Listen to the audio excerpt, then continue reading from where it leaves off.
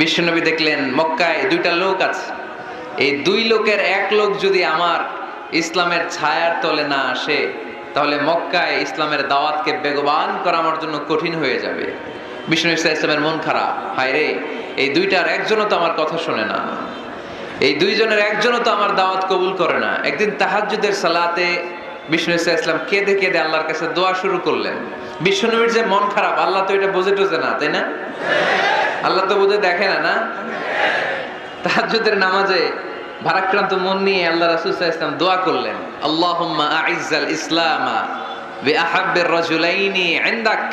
আল্লাহ, মক্কার দুইটা লোকের নাম তোমার কাছে বলবো আজকের তাহাজ্জুদের মুনাজাতে, দুইটা লোকের নাম তোমার কাছে তাহাজ্জুদের ফরিয়াদে আমি উল্লেখ করব। দুইটা লাগবে না, দুইজনের একজনরে দিলেই হবে। আল্লাহ রাসূল দোয়া করলেন, আল্লাহুম্মা আইজ্জাল ইসলাম ওয়া বিআহাব্বির রাজুলাইনি